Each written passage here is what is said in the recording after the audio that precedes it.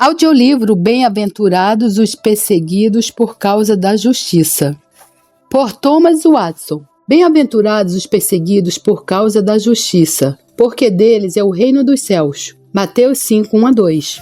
Chegamos à última bem-aventurança. Bem-aventurados os que são perseguidos. Nosso Senhor Jesus Cristo quer que calculemos o custo. Pois qual de vocês, pretendendo construir uma torre, não se assenta primeiro para calcular a despesa e verificar se tem os meios para concluir? Lucas 14, 28.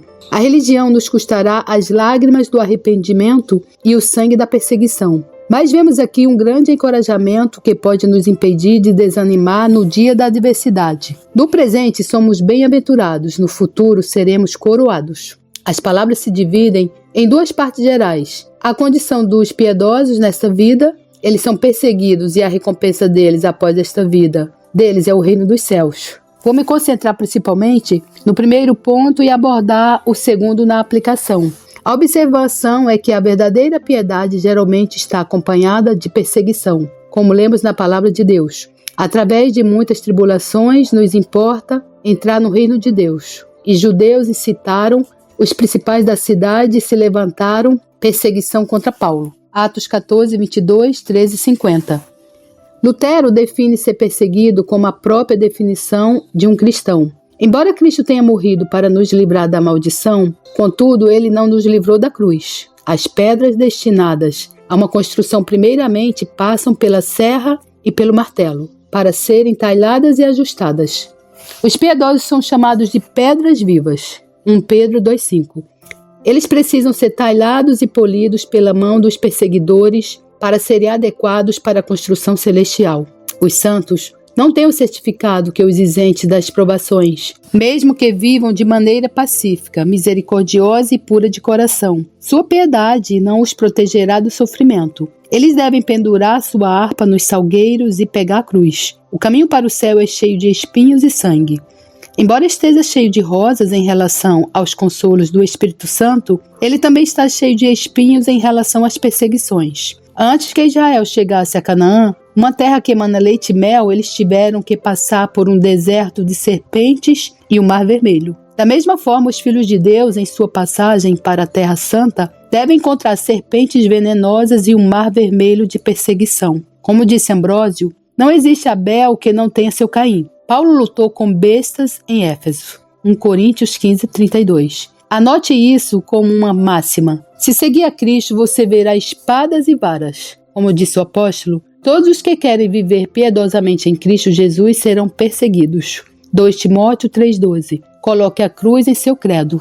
O que precisamos saber sobre a perseguição? Para amplificar isso, há várias coisas das quais devemos tomar conhecimento. O que se entende por perseguição, os vários tipos de perseguição, por que deve haver perseguição. As principais perseguições são dirigidas contra os ministros de Cristo. O que é aquela perseguição que torna uma pessoa bem-aventurada? O que se entende por perseguição? A palavra grega que traduzimos por perseguir significa incomodar e molestar.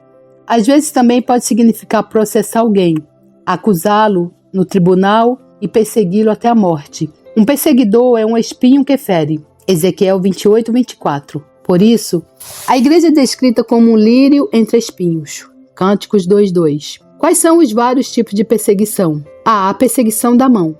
A Escritura fala sobre este tipo de perseguição. Qual dos profetas os pais de vocês não perseguiram? E por amor de ti somos entregues à morte continuamente. Atos 7:52. Romanos 8:36. Gálatas 4:29. Eu chamo esse tipo de perseguição de sangrenta, quando o povo de Deus é perseguido com fogo e espada. Lemos a respeito das 10 perseguições que ocorreram nos tempos de Nero, Domiciano, Trajano e etc. E também lemos sobre a perseguição mariana. Durante 5 anos a Inglaterra bebeu uma taça de sangue e recentemente os cristãos na Boêmia foram açoitados até a morte com a vara do perseguidor. Assim como o carneiro de Abraão, a igreja de Deus sempre esteve emaranhada em um arbusto de espinhos. B. Perseguição da língua, a qual é dupla. Insulto. Poucos pensam nisso ou o levam a sério, mas o nosso texto chama a injúria de perseguição. Quando os insultarem, e os perseguirem. Essa é a perseguição da língua, como disse o salmista sobre tais perseguidores. Suas palavras eram espadas afiadas. Salmo 55, 21. Você pode matar alguém tanto em seu nome quanto em sua pessoa. Um bom nome é como um unguento precioso. Eclesiastes 7:1. Uma boa consciência e um bom nome são como um anel de ouro com um diamante valioso. Ora, o ato de atacar o nome de uma pessoa é chamado de perseguição por nosso Salvador. Assim, os cristãos primitivos suportaram a perseguição da língua. Foram testados com escárnios cruéis. Hebreus 2:36. Davi se tornou o tema das cantigas de bêbados. Salmo 69, 12. Eles se reunirão para beber e zombavam dele. Com que frequência os ímpios lançam suas difamações sobre os filhos de Deus. Vejam ali, vão os santos. Eles não têm noção do que estão fazendo. Estão agindo como Caim e se tornando perseguidores. Calúnia. O nosso texto diz: bem-aventurados são vocês quando por minha causa os insultarem e os perseguirem, e mentindo, disserem todo mal contra vocês. A calúnia é um tipo de perseguição da língua. Paulo foi caluniado quanto à sua doutrina. Diziam que ele pregava o seguinte: pratiquemos o que é mal para que nos venha o que é bom. Romanos 3:8. Assim também Cristo, que expulsou demônios, foi acusado de estar possuído por um demônio. João 8:48. Os cristãos primitivos foram falsamente acusados de matar seus filhos e de cometer incesto. Coisa semelhante aconteceu com o salmista, o que o levou a dizer: me interrogaram sobre coisas que eu não sei. Salmos 35:11. Tomemos cuidado para não nos tornarmos perseguidores. Alguns pensam que não há perseguição além daquela que é feita através do fogo e da espada. Mas sim, existe a perseguição da língua. Muitos desses perseguidores de hoje, por meio de uma alquimia diabólica, podem transformar ouro em esterco. Podem transformar os preciosos nomes dos santos de Deus em desprezo e desgraça. Muitos foram punidos por fabricarem moedas falsas.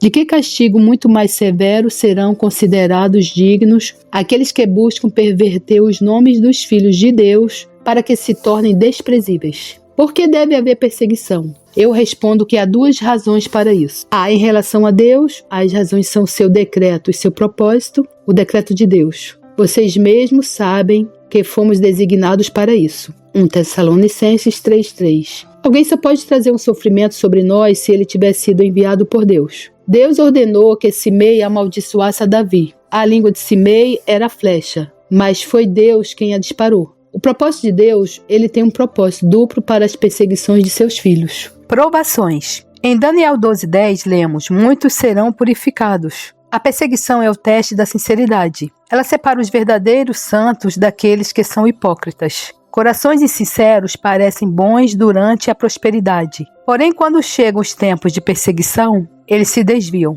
Mateus 13, 20 e 21. Os hipócritas não conseguem navegar em clima tempestuoso. Eles seguirão Cristo ao Monte das Oliveiras, mas não o seguirão até o Monte Calvário. Como madeira verde, eles murcham sob o sol escaldante da perseguição. Se surgirem problemas, os hipócritas preferirão Demas ao invés de Moisés. Preferirão 30 moedas de prata em vez de Cristo. Deus permite que haja perseguições no mundo para revelar quem as pessoas realmente são. Tempos de sofrimento são tempos de provação. Jó disse: se Deus me provasse, eu sairia como ouro. Jó teve sua fé colocada no forno. Não obstante, qualquer que seja a perda sofrida por um cristão que é nascido de Deus, ele ainda manterá sua integridade. Jó 2:3. Os verdadeiros discípulos de Cristo seguirão mesmo que tenham que caminhar sobre as águas. Pureza. Deus permite que seus filhos sejam colocados no forno para que possam ser participantes de sua santidade. Hebreus 12:10. A cruz é purificadora. Ela elimina o orgulho, a impaciência e o amor ao mundo. Deus lava seu povo em águas ensanguentadas para tirar as manhas deles e limpá-los. Daniel 12:10. Como disse a noiva, representando a igreja, eu sou a morena e bonita. Cânticos 1:5. O calor da perseguição deixou a pele da noiva morena, mas deixou sua alma bonita. Veja como as aflições agem de maneira diferente sobre os ímpios e sobre os piedosos. As perseguições pioram os ímpios enquanto melhoram os piedosos. Pega um tecido podre, se você o esfregar, ele se rasgará. Mas se você esfregar uma peça de prata, ela ficará mais brilhante. Quando as aflições vêm sobre os ímpios, Eles se revoltam contra Deus e se rasgam em sua impaciência, mas quando os piedosos são esfregados por elas, eles ficam mais brilhantes. Haverá perseguições em relação aos inimigos da igreja. Esses abutres atacam as pombas de Deus. A igreja tem 2 tipos de inimigos. Há inimigos declarados, os ímpios odeiam os piedosos, como foi dito em Gênesis 3,15. Haverá inimizade entre a descendência da mulher e a descendência da serpente. Assim como na natureza há uma antipatia entre o elefante e o dragão, e assim como os abutres têm antipatia por cheiros agradáveis, assim também os ímpios têm uma antipatia contra o povo de Deus. Os ímpios odeiam o perfume agradável das graças do povo de Deus. É verdade que os santos têm as suas fraquezas. Entretanto, os ímpios não os odeiam por isso, mas sim por causa da sua santidade, e é a partir desse ódio que surge uma violência declarada. O ladrão odeia a luz, portanto, tenta apagá-la. B. Inimigos secretos. Eles fingem amizade, mas secretamente levantam perseguições contra os piedosos. Tais são os hipócritas e hereges. Paulo chama de falsos irmãos. 2 Coríntios 11, 26. A igreja reclama que seus próprios filhos a afligiram. Cânticos 1:6. Ou seja, aqueles que foram criados em seu seio, mas apenas fingiam ser religiosos e amigos, é que a afligiam. Os inimigos da igreja são aqueles de sua própria casa. Mateus 10:36. Aqueles que em público professam a fé, mas secretamente se opõem a ela, são sempre os piores. Tais pessoas são as mais vis e traiçoeiras, pois vestem o uniforme de Cristo, mas lutam contra ele. As principais perseguições são dirigidas contra os ministros. Nosso Senhor Jesus Cristo se volta diretamente para os apóstolos, as quais ele estava prestes a comissionar e enviar para pregar. Bem-aventurados são vocês quando os perseguirem. Assim perseguiram os profetas que viveram antes de vocês. Mateus 5, 11-12. Tiago nos exorta: tomem como exemplo de sofrimento e de paciência os profetas. Tiago 5:10. Assim que alguém se torna um ministro, ele se torna um mártir, pelo menos em parte. Os ministros de Cristo são seus vasos escolhidos. Ora, assim como o melhor vaso de ouro e de prata passa pelo fogo, assim também os vossos escolhidos de Deus passam frequentemente pelo fogo da perseguição. Os ministros devem esperar perseguição. Pedro sabia como jogar a rede ao lado direito do barco. João 21:6. E em um sermão, ele converteu 3.000 almas. No entanto, nem a piedade de sua doutrina, nem a santidade de sua vida o isentaram da perseguição, como o próprio Cristo lhe antecipou. Quando você for velho, estenderá as mãos, e outro cingirá e o levará para onde você não quer ir. João 21:18. Essa previsão foi uma alusão ao sofrimento de sua morte por Cristo.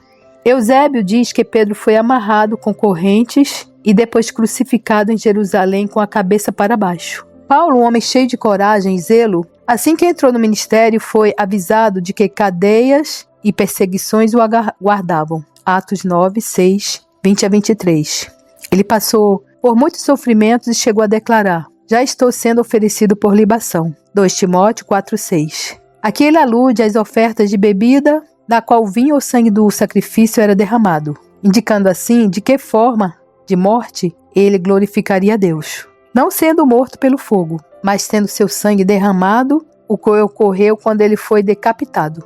E para que não parecesse estranho que os ministros de Deus estivessem sob o calor e a fúria da perseguição, Estevão fez a seguinte pergunta: qual dos profetas os pais de vocês não perseguiram? Atos 7:52. Inácio foi dilacerado por animais selvagens. Cipriano e Policarpo foram martirizados. Máximo, o imperador, ordenou a seus oficiais que não matassem ninguém além dos líderes e pastores da igreja. As razões pelas quais a tempestade da perseguição vem principalmente sobre os ministros são: a. Eles têm suas corrupções assim como outros. E para que não se exaltem pela grandeza das revelações, 2 Coríntios 12, 7. Deus lhes envia um mensageiro de Satanás para atormentá-los e persegui-los. Deus vê que eles precisam ser peneirados para que sejam separados de suas cascas. O fogo ao qual Deus os submete não é para consumi-los, mas para refiná-los. B. Os ministros são os porta-estandartes de Cristo.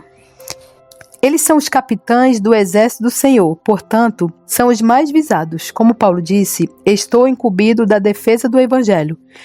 Não sofremos como cristãos quando sofremos devido aos nossos malfeitos. O apóstolo disse: Que nenhum de vocês sofra como malfeitor.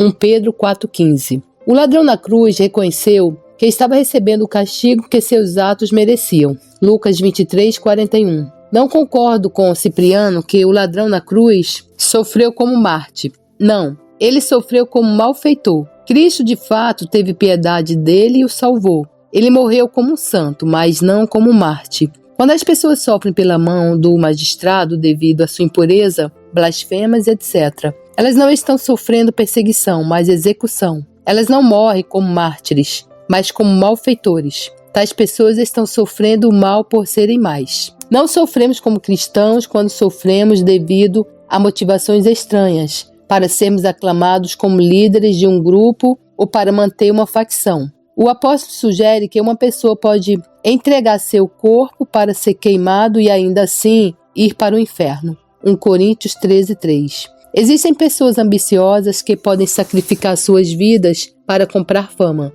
Tais pessoas são os mártires de Satanás. O que é sofrer a perseguição que nos fará bem-aventurados e merecerá a coroa do martírio? Sofremos como cristãos quando sofremos por uma boa causa. Assim diz o texto: bem-aventurados os perseguidos por causa da justiça. É a causa que faz o mártir. Quando sofremos pela verdade e defendemos a causa da religião verdadeira, isso é sofrer por causa da justiça. Como disse Paulo, é pela esperança de Israel que estou preso com esta corrente. Atos 28:20. Sofremos como cristãos quando sofremos com uma boa consciência. Uma pessoa pode ter uma boa causa e uma má consciência. Ela pode sofrer por causa da justiça e, não obstante, ser uma pessoa injusta. Além de ter uma causa justa, Paulo também tinha uma consciência pura. Como ele mesmo disse, tenho vivido até o dia de hoje com a consciência limpa diante de Deus. Atos 23:1. Paulo manteve uma boa consciência até o dia de sua morte. Uma boa consciência fez com que os santos fossem para a fogueira tão alegremente quanto se estivessem indo para serem coroados. Certifique-se de que não haja defeitos em sua consciência. Um navio que fará uma viagem deve ser preservado de vazamentos. Quando os cristãos estão prestes a navegar pelas águas da perseguição, eles devem tomar cuidado para que não haja vazamento de culpa em suas consciências. Aquele que sofre, mesmo que seja pela causa de Deus, com uma má consciência, sofre 2 infernos. Um inferno de perseguição e um inferno de condenação. Sofremos como cristãos quando temos um chamado legítimo. Cristo disse aos seus apóstolos: vocês serão levados à presença de governadores e de reis. Mateus 10:18. Não há dúvida de que uma pessoa pode amar tanto a sua própria segurança, a ponto de, se Deus, por sua providência, abrir uma porta, ela vier fugir no momento da perseguição. Mateus 10:23. Porém, quando tal pessoa é levada diante de reis e a situação é tal que ela deve sofrer ou a verdade sofrerá, então, nesse caso, há um chamado claro para o sofrimento. E isso é considerado como martírio. Sofremos como cristãos quando sofremos devido a bons objetivos, ou seja, glorificar a Deus, será a verdade e mostrar nosso amor a Cristo. Como Cristo disse: por minha causa vocês serão levados à presença de governadores e de reis. Mateus 10:18. Os cristãos primitivos queimavam mais em amor do que na fogueira. Quando olhamos para Deus em nossos sofrimentos e estamos dispostos a fazer sua coroa florescer, mesmo que seja em nossas cinzas, esse é o sofrimento que traz consigo a guirlanda de glória. Quando sofremos com virtudes cristãs, como disse Pedro, se sofrer como cristão, não se envergonhe. 1 Pedro 4:16. Sofrer como cristão é sofrer com o espírito que convém a um cristão. Sofremos como cristãos quando sofremos com paciência, como está escrito em Tiago 5:10. Irmãos, tomem como exemplo de sofrimento e de paciência os profetas, que falaram em nome do Senhor. Um cristão não deve recuar, mas dizer: não beberei o cálice do martírio que meu pai me deu? Deveria haver um espírito de mansidão no sofrimento de um cristão, de tal modo que se tornaria difícil dizer qual é maior, a sua perseguição ou a sua paciência. Quando Jó perdeu tudo, ele manteve a couraça da inocência e o escudo da paciência. O mártir impaciente é uma contradição. Sofremos como cristãos quando sofremos com coragem. A coragem é a armadura do cristão. Ela o protege e o encoraja. Os 3 jovens hebreus, ou melhor, os 3 campeões, possuíam espíritos bravos e heróicos. Eles não disseram ao rei: não devemos prestar culto aos seus deuses, mas sim, nós não prestaremos culto aos seus deuses. Daniel 3,18. Nem a música e nem a fornalha de Nabucodonosor puderam alterar sua resolução. Tertuliano foi chamado de Adamanto, devido à sua coragem invencível. Como foi dito por um dos pais da igreja, a coragem santa faz com que tenhamos faces de bronze para que não nos envergonhemos da cruz. Isso é sofrer como cristão. Quando somos mansos, mais resolutos. Quanto mais o fogo é soprado, mais ele se inflama. Assim acontece com um cristão de espírito corajoso. Quanto mais oposição ele encontra, mais seu zelo e sua coragem se inflamam. Sofremos como cristãos quando sofremos com alegria. A paciência consiste em suportar a cruz e a alegria consiste em tomar a cruz. Cristo sofreu por nós com alegria. Sua morte foi uma oferta voluntária. Lucas 12,50. Ele tinha sede de beber daquele cálice de sangue. Assim devem ser nossos sofrimentos por Cristo. A alegria perfuma o sofrimento e o torna um sacrifício de aroma agradável a Deus. Moisés sofreu com alegria, como lemos em Hebreus 11, 24, 25. Moisés, sendo homem feito, recusou ser chamado filho da filha de Faraó, preferindo ser maltratado junto com o povo de Deus a usufruir prazeres transitórios do pecado. Observe que o texto diz que Moisés era um homem feito, ou seja, este não foi um ato impensado e infantil, mas um ato sensato e intencional. Moisés preferiu ser maltratado. O sofrimento não era tanto uma tarefa quanto uma escolha. A cruz não foi tão imposta quanto foi abraçada. Sofremos como cristãos quando sofremos voluntariamente, quando tomamos a cruz com alegria, como lemos a respeito dos apóstolos.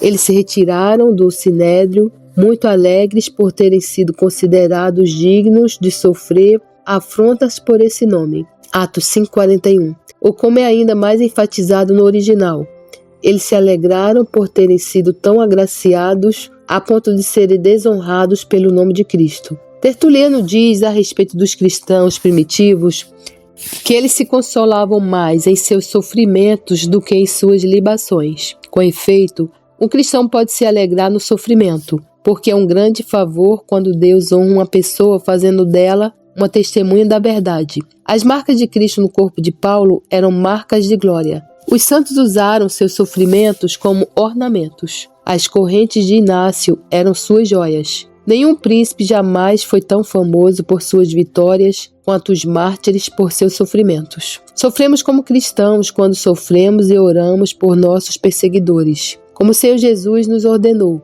amem os seus inimigos, façam o bem aos que odeiam vocês. Abençoem aqueles que os amaldiçoam. Orem pelos que maltratam vocês. Lucas 6, 27 e 28.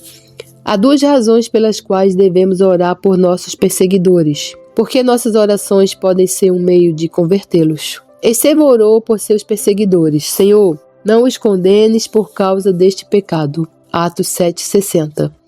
E essa oração foi eficaz para a conversão de alguns deles. Agostinho diz que a Igreja de Deus era devedora da oração de Estevão por todo o benefício que foi colhido pelo ministério de Paulo. Devemos orar por nossos perseguidores porque eles nos fazem bem, mesmo contra a vontade deles. Eles aumentarão nossa recompensa. Cada insulto aumentará a nossa glória. Cada injúria servirá para tornar a nossa coroa mais pesada. Como Gregório de Naziano disse, em uma de suas orações, cada pedra que foi atirada em Estevão era uma pedra preciosa que o enriqueceu e o fez brilhar mais no reino dos céus. Graças a Deus, glórias a Deus.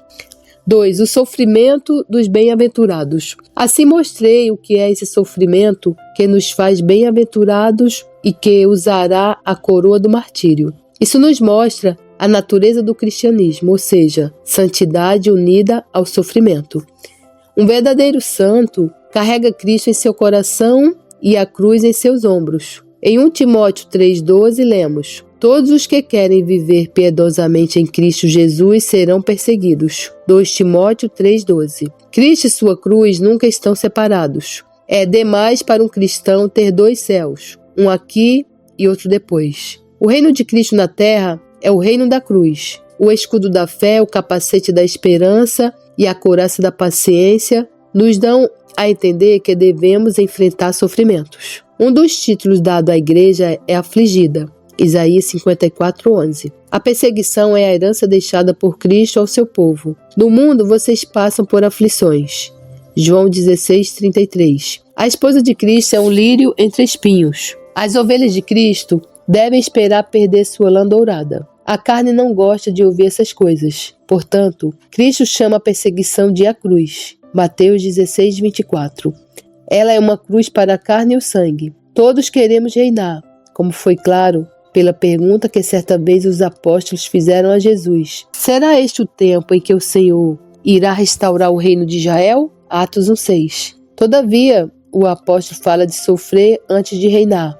Se sofrermos com Cristo, também com ele reinaremos. 2 Timóteo 2:12. Como a carne corrupta é relutante em colocar o pescoço sob o jugo de Cristo ou se estender sobre a cruz. A religião verdadeira não nos dá um certificado de isenção do sofrimento. Ter 2 céus é mais do que Cristo teve. Cristo foi coroado de espinhos e nós queremos ser coroados com rosas? O apóstolo nos advertiu: amados, não é estranho o fogo que surge no meio de vocês, destinado a pô-los à prova, como se alguma coisa extraordinária estivesse acontecendo. 1 Pedro 4:12. Se somos o ouro de Deus, não é estranho sermos lançados ao fogo. Alguns representam Erasmo, como estando metade no céu e metade fora dele. Parece-me que isso serve para representar um cristão nessa vida. Em relação à sua consolação interior, ele está metade no céu. Em relação à sua perseguição exterior, ele está metade no inferno. As perseguições não são sinais da ira de Deus ou frutos da maldição divina, pois bem-aventurados são os perseguidos. Se são bem-aventurados os que morrem no Senhor, Apocalipse 14:13, será que não são bem-aventurados os que morrem pelo Senhor? Somos muito propensos a julgar, odiadas e abandonadas por Deus, aquelas pessoas que se encontram em uma condição de sofrimento. Como os judeus disseram a Cristo em forma de desprezo e zombaria: se você é o Filho de Deus, desça da cruz. Mateus 27:40. Era difícil acreditar que Cristo era o Filho de Deus quando ele estava pendurado numa cruz. Será que Deus permitiria que Cristo fosse ultrajado e abandonado se ele fosse o seu filho? Quando os bárbaros viram a víbora grudada na mão de Paulo, pensaram que ele era um grande pecador e disseram: certamente este homem é assassino. Atos 28:4. Assim, quando vemos o povo de Deus sendo afligido e a víbora da perseguição grudada neles, somos propensos a dizer: tais pessoas devem ser pecadoras piores do que as outras pessoas e Deus não as ama. Isso é falta de discernimento, pois bem-aventurados os perseguidos. Perseguições são garantias do amor de Deus e distintivos de honra. Hebreus 12:7. Mesmo em meio à provação mais severa, há o consolo mais amável. Deus peneira o seu trigo apenas para torná-lo mais puro. Uma repreensão aos cristãos que não suportam a perseguição por amor a Cristo. Isso repreende aqueles que querem ser considerados bons cristãos, mas não suportarão a perseguição por amor a Cristo. Eles não se preocupam em tomar a cruz, mas em evitá-la, como é dito em Mateus 13:21. Quando chega a angústia ou a perseguição por causa da palavra, logo se escandaliza. Muitos que professam crer em Cristo não são capazes de suportar nada por ele. Tais pessoas podem ser comparadas ao cristal que parece um diamante até ser martelado, quando então se quebra. Muitos, ao verem ramos de palmeira e roupas estendidas, clamam: Hosana a Cristo. Porém, se espadas e porretes aparecem, então eles se afastam. Tememos que haja algumas pessoas entre nós que, se acontecessem perseguições, seriam como Demas e não como Moisés. Prefeririam manter sua pele intacta do que sua consciência pura. Erasmo elogiou muito a doutrina de Lutero, mas quando o imperador ameaçou todos os que favorecessem a causa de Lutero, ele indignamente a abandonou. Os hipócritas preferem renunciar a Cristo do que tomar a cruz. Se alguma vez quisermos nos mostrar cristãos determinados, como Pedro, devemos nos lançar nas águas para chegar a Cristo. Aquele que se recusa a sofrer, que leia com atenção o que está escrito: mas aquele que me negar diante das pessoas, também eu o negarei diante de meu Pai, que está nos céus. Mateus 10:33. Isso repreende aqueles que são os opositores e perseguidores dos santos. Quão grande é o pecado deles! Tais pessoas resistem ao Espírito Santo. Vocês sempre resistem ao Espírito Santo. Qual dos profetas os pais de vocês não perseguiram? Atos 7, 51, 52. Os perseguidores afrontam a Cristo no céu. Eles lançam suas joias ao chão e as pisoteiam. Tocam na menina de seus olhos e perfuram seus lados. É por isso que Cristo disse: Saulo, Saulo, por que você me persegue? Atos 9, 4. Quando o pé foi pisoteado, a cabeça gritou. Assim como o pecado é grande, assim também o castigo será proporcional a ele. Como lemos em Apocalipse 16, 6. Porque derramaram sangue de santos e de profetas. Também lhes deste sangue para beber. É o que merecem. Será que Cristo não vingará aqueles que morrem combatendo o bom combate? Uma exortação aos cristãos a pensarem no sofrimento. E se exorta os cristãos a pensarem antecipadamente e consideram os sofrimentos. Essa previsão antecipada não nos prejudicará, porém pode nos fazer muito bem. Pensar antecipadamente no sofrimento tornará um cristão muito sério. O coração é propenso a ser leviano e superficial. Os pensamentos sobre sofrer perseguição o tornam sóbrio. Por que estou sendo tão leviano? Será que essa é uma postura adequada diante da perseguição? Os cristãos se tornam sérios quando se dedicam a calcular suas contas espirituais. Eles calculam o que a religião custará e o que pode custar a eles. Ela custará o sangue dos seus pecados e pode custar o sangue de suas vidas. Pensar antecipadamente na perseguição será como tempero para os nossos deleites, para que eles não se tornem enjoativos para nós. Quão rapidamente um alarme pode ser soado? Quão rapidamente as nuvens podem derramar sangue? Pensar sobre isso fará o nosso coração não amar as criaturas de maneira imoderada. Nosso Senhor mencionou sua morte em um grande banquete. Ele disse: ela fez o que pôde. Ungiu meu corpo antecipadamente para a sepultura. Marcos 14, 8. Assim, pensar antecipadamente sobre a perseguição pode ser como um antídoto para nos prevenir de incorrer em excessos. Pensar antecipadamente no sofrimento servirá para torná-lo mais leve quando ele vier. A chegada súbita de um mal faz com que ele cause ainda mais tristeza. O Evangelho registra que o rico insensato da parábola recebeu esta má notícia: esta noite lhe pedirão a sua alma. Lucas 12, 20. Apocalipse 18, 8 fala sobre algo que tornará as misérias da Babilônia ainda piores. Em um só dia sobrevirão os seus flagelos. Não está sendo dito que o anticristo será destruído um dia, mas em um só dia, ou seja, subitamente. O golpe virá de surpresa, quando ele não o estiver esperando. Pensar antecipadamente no sofrimento é algo que serve para aliviar e amenizar sua intensidade quando ele chegar. Portanto, para aliviar a cruz, Cristo adverte seus discípulos sobre os sofrimentos, para que estes não venham sobre eles de maneira inesperada. João 16, 33. Atos 1, 7. Pensar antecipadamente na perseguição servirá para nos lembrar de preparar a nossa armadura. É algo tanto perigoso quanto imprudente buscar preparar tudo quando chega o momento da provação, como se o soldado buscasse preparar suas armas quando se encontra no campo de batalha e seus inimigos marcham contra ele. Aquele que pensa na perseguição estará em prontidão quando ela chegar. Ele terá o escudo da fé e a espada do Espírito prontos, para não ser pego desprevenido. Vamos nos preparar para a perseguição. Um piloto sábio se preparará para enfrentar uma tempestade quando estiver em um tempo de calmaria. Deus sabe quão cedo a perseguição pode chegar. Parece haver uma nuvem de sangue pairando sobre a nação. Como devemos nos preparar para o sofrimento? Para nos prepararmos para o sofrimento, devemos fazer 3 coisas.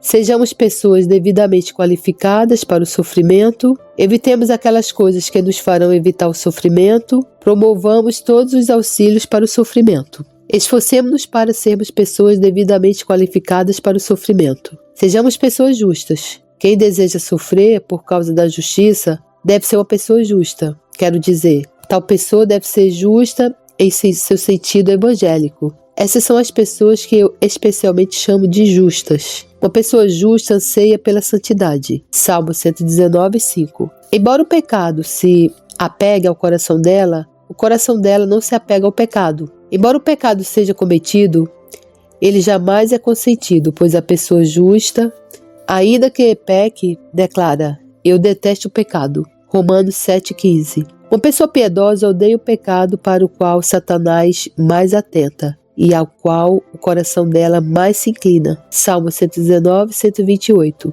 Uma pessoa justa faz da graça de Deus o seu centro. A glória de Deus vale mais do que a salvação de todas as almas dos homens. A pessoa que é divinamente preparada é tão zelosamente desejosa da glória de Deus que não se importa com o que perde, desde que Deus ganhe. Ela prefere a glória de Deus do que seu próprio crédito, bens e relacionamentos. Quiliás, aquele Marte bem-aventurado, disse: se eu tivesse todo o ouro do mundo para usar como eu quisesse, eu daria para viver com minha família, mesmo em uma prisão. Contudo, Jesus Cristo é mais querido para mim do que tudo. Uma pessoa justa valoriza a joia de uma boa consciência em alto grau. Uma boa consciência é a festa de um santo. Sua música e seu paraíso, portanto, ele arriscará qualquer coisa antes de violar sua consciência. Dizem a respeito dos islandeses que, se eles tiverem uma boa espada, eles prefeririam levar um golpe no braço do que ter sua espada golpeada. Eu comparo isso a uma boa consciência. Uma pessoa boa prefere suportar dano em seu corpo ou em seus bens, em vez de permitir que a sua consciência seja prejudicada. Ela preferiria morrer do que violar a virgindade de sua consciência. Uma pessoa assim é alguém justa no sentido evangélico. E se Deus a chamar para sofrer, então ela estará apta para isso. Evitemos aquelas coisas que nos farão evitar o sofrimento. O amor ao mundo. Deus nos permite usar o mundo. 1 Timóteo 6, 7, 8. Mas tenha cuidado para não amar o mundo. A pessoa que ama o mundo deixará de amar a cruz, como é dito em 1 Timóteo 4, 10. Porque Demas, tendo amado o presente século, me abandonou. Demas não apenas abandonou a companhia de Paulo, mas também sua doutrina. O amor ao mundo sufoca o nosso zelo. Uma pessoa que se casa com o mundo trairá a Cristo e a sua causa por 30 moedas de prata. Deixe o mundo ser como uma capa que você pode jogar fora quando quiser. Antes que uma pessoa possa morrer por Cristo, ela deve estar morta para o mundo. Paulo foi crucificado para o mundo. Gálatas 5,14. Será fácil morrer no corpo quando já estivermos mortos em nossas afeições. O temor carnal. Há um temor carnal que é duplo. Um temor filial, quando uma pessoa teme desagradar a Deus. Quando ela teme não perseverar, então, esse é um temor bom. Como está escrito, bem-aventurado o homem que continuamente teme. Provérbios 28,14. Se Pedro tivesse temido seu próprio coração e dito: Senhor Jesus, temo que eu venha te abandonar. Senhor, fortaleça-me. Então, sem dúvida, Cristo teria impedido de cair. Existe um temor covarde quando uma pessoa teme o perigo mais do que o pecado. Quando ela teme medo de ser piedosa. Esse medo é inimigo do sofrimento. Deus proclamou que aqueles que tinham medo não deveriam ir para a guerra. Deuteronômio 28. Os medrosos são inadequados para combater as guerras de Cristo. Uma pessoa possuída pelo medo não pensa no que é melhor, mas sim no que é mais seguro para ela. Se ela puder salvar seus bens, então faria isso mesmo que tivesse que comprometer sua consciência. Como disse o sábio, quem tem medo dos outros cai numa armadilha. Provérbios 29, 25.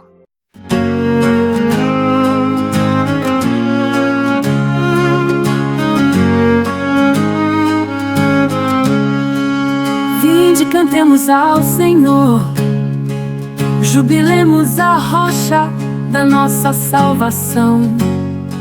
Apresentemo-nos ante a sua face com louvores e celebremo-lo com salmos, porque o Senhor é Deus grande e Rei grande sobre todos os deuses. Nas suas mãos estão as profundezas da terra, e as alturas dos montes são suas. Seu é o mar, e ele o fez, e as suas mãos formaram a terra seca. Ó, vinde, adoremos e prostremo-nos, ajoelhemos diante do Senhor que nos criou. Porque Ele é o nosso Deus, e nós povo do seu pasto, e ovelhas da sua mão. Se hoje ouvirdes a sua voz, não endureçais os vossos corações, assim como na provocação, como no dia da tentação no deserto. 9. Quando vossos pais me tentaram, me provaram e viram a minha obra. 40 anos estive desgostado com esta geração e disse: é um povo que erra de coração e não tem conhecido os meus caminhos. Aqui jurei na minha ira que não entrarão no meu repouso. Ó, vinde, adoremos e prostremo-nos, ajoelhemos diante do Senhor que nos criou, porque Ele é o nosso Deus e nós povo do seu pasto e ovelhas da sua mão. Se hoje ouvirdes a sua voz, não endureçais os vossos corações, assim como na provocação e como no dia da tentação no deserto. 9. Quando vossos pais me tentaram, me provaram e viram a minha obra. 40 anos estive desgostado com esta geração e disse: é um povo que erra de coração e não tem conhecido os meus caminhos. A quem jurei na minha ira que não entrarão no meu repouso.